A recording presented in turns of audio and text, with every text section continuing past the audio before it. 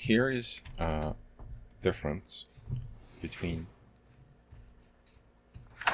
people, like how do you affect people in scenes, and how do you change people, or how do you make something significant like happen in a scene. And normally it wouldn't be, here I took your cup and I'm gonna smash it, and we're gonna argue about how much you love the cup and what the cup means to you and what the cup means to me, because all of our attention and all of our focus is directed at the cup. At one point, you might actually turn around and direct emotions towards me or me towards you. And this is where things actually become interesting.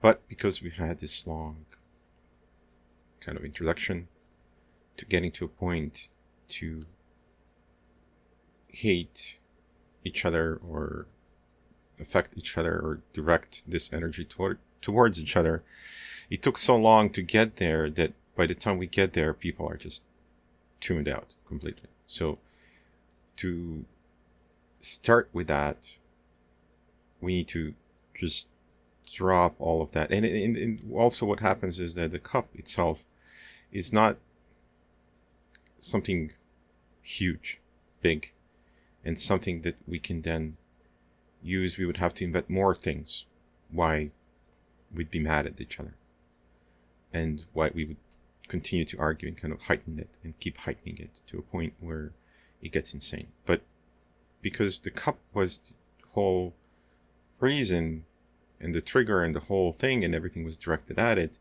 it becomes a little bit more of a struggle to really say to people, hey, now I'm going to change and go from cup to you, and you go from the cup to me, and then we're going to stay there, because likelihood is that we're going to find more things that are going to take us away from each other again, and then we're going to focus on those things as indicators or reasons why we're mad at each other, right? So it's not about breaking the cup. It becomes about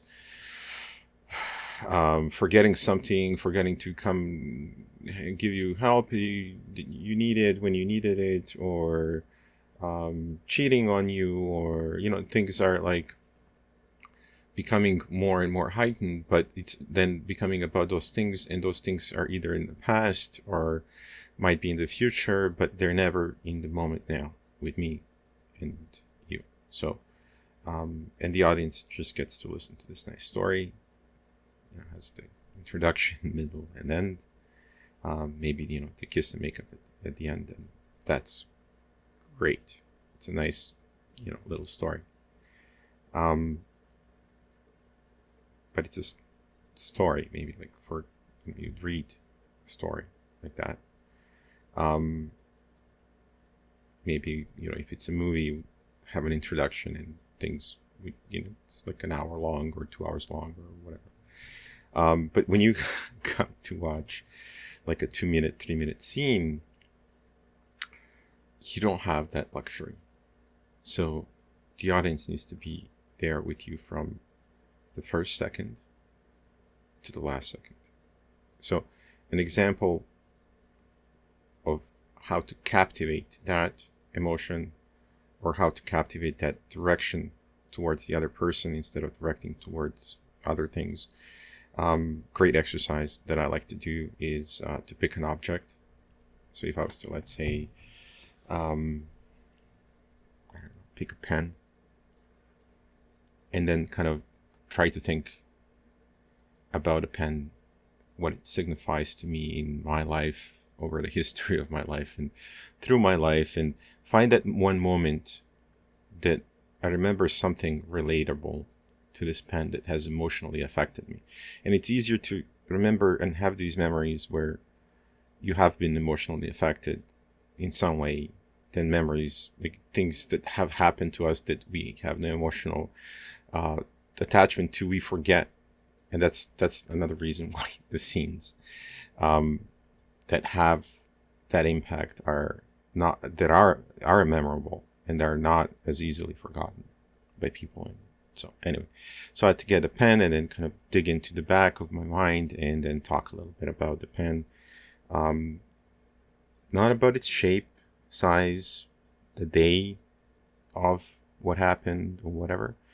Or I might touch on some of it, but it has to be emotional in the sense that I'm deriving and describing the emotional state of myself at the time that I'm trying to kind of do it. So, for example, the pen, to me, what it signifies. Well, we grew up in Balkans, and I remember as a kid going back to school was one of like the most exciting times of the year, because I got back from wherever the fuck I was, because my parents would send me off, like me and my brother, off to some place with like our grandparents, or but like these places were always in the middle of nowhere. Like it was like you had no friends, you were lonely, you were like isolated. It was like being punished for something that you've never done. Like this is where like this 3-month punishment of like boredom, that you would have to invent things out of this boredom to kind of cope with every second passing slower and slower, and just mutilating your brain cells. It's not like I had like a million books. I didn't have a book. It's not like I had a radio. Like you think about technology and things today, I didn't have any of that. So you just like walk the field, walk around the house, walk, like pick flowers, like, and it's fine for a day or two and three, and it's exciting and it's new, but it's like all of a sudden, like after 2 months, you're like, can I have some glue, please? I want to make a craft project, and they're like, no, we don't have glue. Like, I mean, what do you mean you don't have fucking glue? Like, just like invent it, make it, give it me something. Like, what do I do? Like, I need to tape 2 pieces of paper together. And all of you might be thinking like, oh, this is fucking ridiculous. Like, today, in this country, you know, in Canada, this is like it wouldn't be a thing. Like, just walk to a fucking dollar store, you grab everything you need, and like spend like $5. I had nothing. So, bright idea. Like, I don't know where it came from, but if my grandma said it or my grandpa said it at the time, they were like, well, why don't you just mix some flour and water? That's kind of sticky.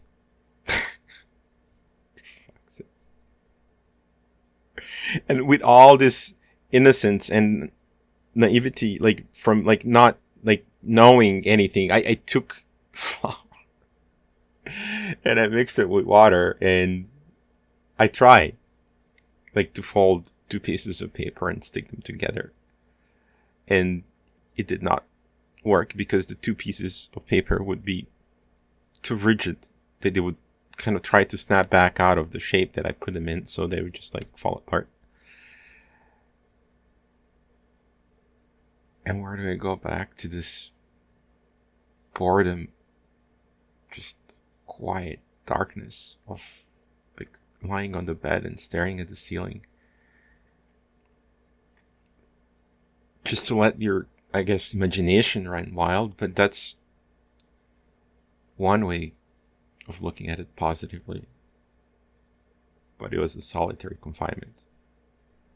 We couldn't go. We didn't have anywhere to go. We didn't do anything.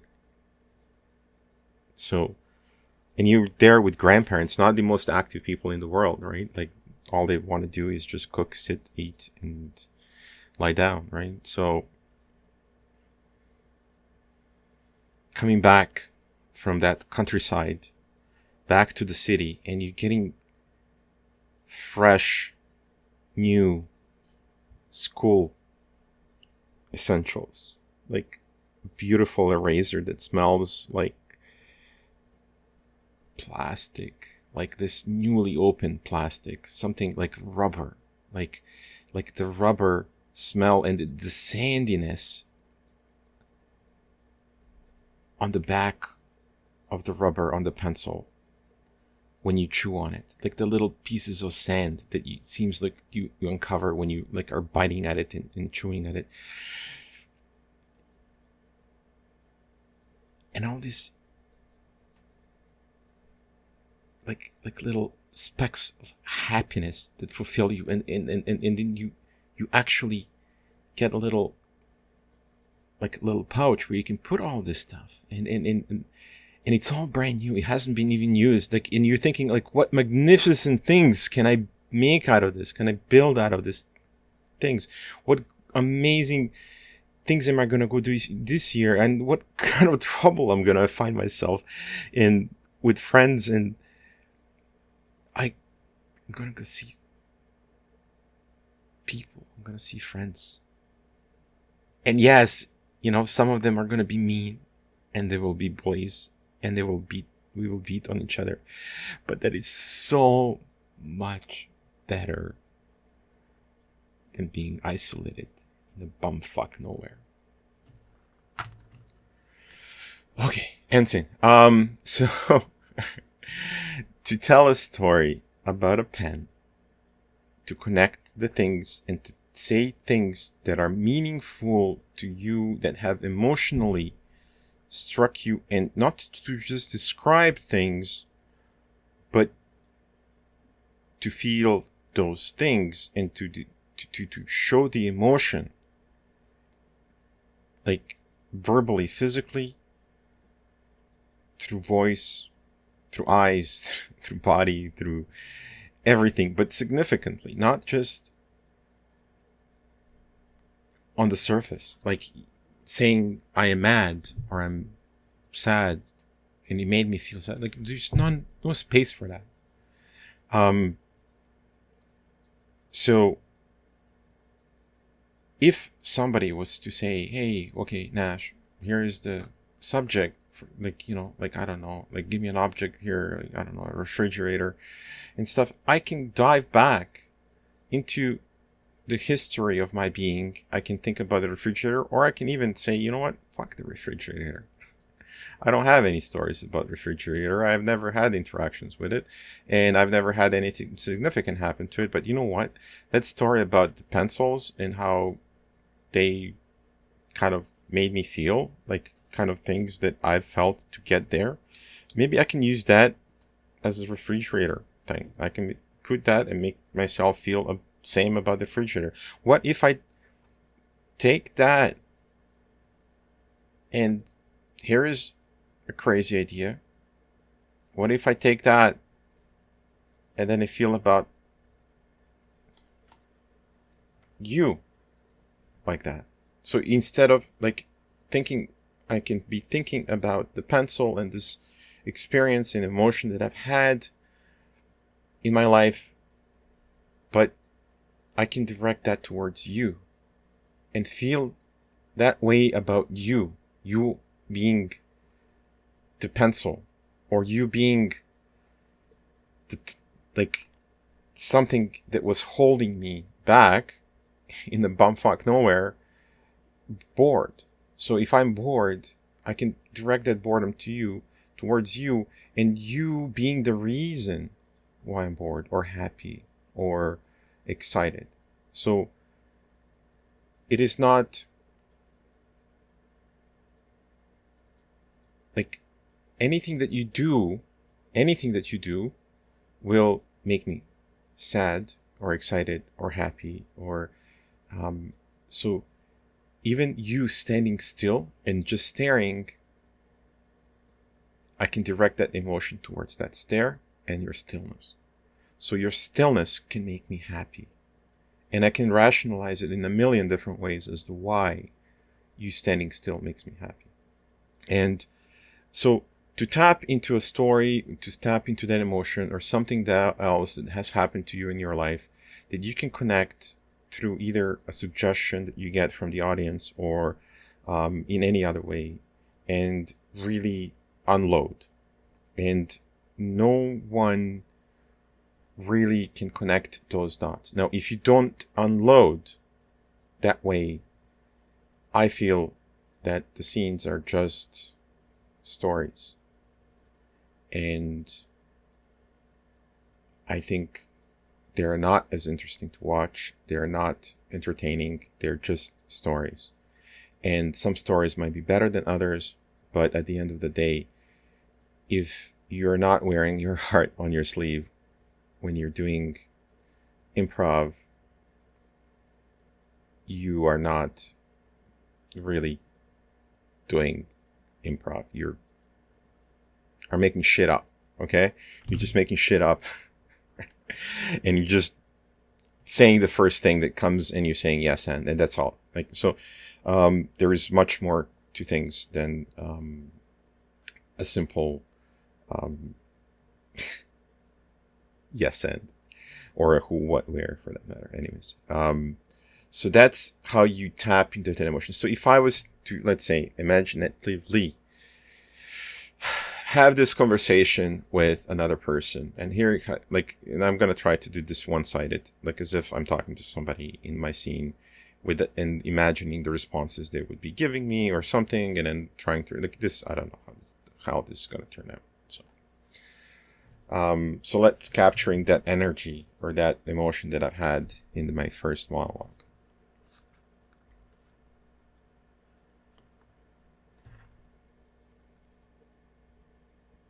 I wish I could see more of you. Every minute that I spend away from you is painful. And now that I see you, I am so glad, and I somehow believe that we will never be separated again. That we will spend every moment, every minute, every second together from now on. That we shall not come apart. And maybe I am naive to think, or maybe future holds many things, and things could change, but right now, I just want to be with you because I missed you so much.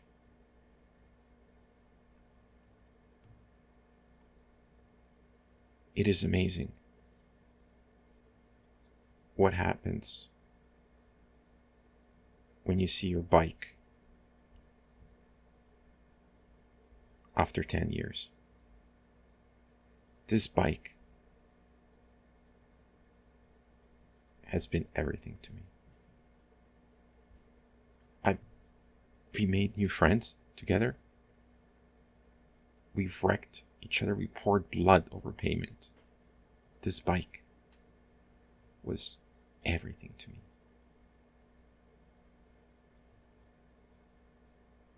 I want to relive those moments with you. You are my new bike. You are going to be with me. I'm gonna get up on you and ride you until you die, or I die, or somebody dies. It's going to be a hell of a fucking ride. Okay, and so to connect to something artificial by myself, that would have been an exercise to allow me to take. So first you find that state of mind or state of emotion or something to take you there. So you explore that a little bit through a monologue, and then you're free to unload. Like you almost like it starts to seep out of every crevice in your body and in your brain or whatever you want to imagine it. So you put yourself first into the state of mind where you allow yourself to be vulnerable in that way. Because without breaking that wall, you cannot get to the next point, and the next point, and the next point. So this is what you do now. The next one would be to do it with a partner, which is a little bit more uncomfortable because you have a real person staring at you and looking at you, and you don't know, you're trying not to be judged, and it's a scary thing, especially if you're on stage, because then you have hopefully hundreds of people who are also judging you in the same way. Like, so you get a little bit like Should I hold back a little bit? Should I not do this in front of people because people are going to judge me? Obviously, we wouldn't be doing improv if this is the kind of state of mind we were in. So if you are in that state of mind, I'd suggest you go take some clown classes or something else that's going to get you over the hump of, being comfortable with your failure and yourself. And anyway, so that's one way to do it, and to just work your way up, like having these artificial monologues with your artificial partner. It's almost like telling something to somebody and then like changing it in some way so that it fits as if there was a person, or you bring in the who and the what and the where, right? Like I brought that kind of later, like to say, like, yeah, I'm talking about my bike, or to a person, and I'm all these things that I've been just saying. It wasn't about the person, it was about a bike, and then I brought it back to the person after I revealed. So in a way, I mean, I can be more on the nose about these things to be like more less subtle and more on the nose, but for sure, like, I mean, it's just the style preference and how people do it. If I was conscious of somebody telling me to be more on the nose, I would be more on the nose, hopefully. So the next step would be to actually have the two-way scene between the two people, and the same thing to happen on both sides, so that not one person would be talking about just like the one directional thing. So one person is plotting and the other person is just in the moment with them. That, like, I mean, it obviously would work because the person that's in the moment is actually saving the scene and the other person is just plotting. So the next step would be to have the two-sided scene where both people are in the moment with each other, feeling every moment of each other, whatever that feeling is, directing it towards each other, and not thinking about the future or past. I mean, you can use references to things, but do not make them the subject matter, like the subject of the story, like the past things that have happened. It is the now, and things that have happened in past or that are going to happen in the future are driven by the emotion that is now and the things that are happening now. So I know it's pretty hard to define that, like how you would do it, but basically it's kind of saying, I love you now. I love you so much because of all the things you've done and all the things that you're going to do. But this moment is important because now I am ready to tell you that I love you. Right? So it's about this moment now. And this is why this moment is important. And I wouldn't emphasize things and get into too many details in the future and the past. I mean, sometimes it's nice to unload a little bit. Anyways, different styles, all kinds of things. The steps. So the next step would be two people directed at each other. The last step I would love to do is, I call it the sabotage, where one person is constantly plotting, the other person is in the moment and directing all their energy and emotion towards the person in the now, so that you can see typically of how the plotting person cannot endure it, that they cannot continue plotting, that they're going to squirm in their place if they try to continue and force it, and that you are going to sweep them into your web that you create with your emotions, because they cannot ignore it, because it's so intense. So and that is the last exercise that I would do to kind of get people to see what happens when you play it with somebody who hasn't known this, who hasn't done this, or hasn't I've done not a million times, but I've done enough that I know that it really works and it's great. But it doesn't work always if you are not in the state of mind where you are ready to do this kind of stuff. I've done it plenty of times, come to class or course or performed where I was not in the state of mind that I'm ready to do this. And basically what happens is that, I default back to all my regular kind of habits. So anyways, I hope that this helps everybody. Thank you.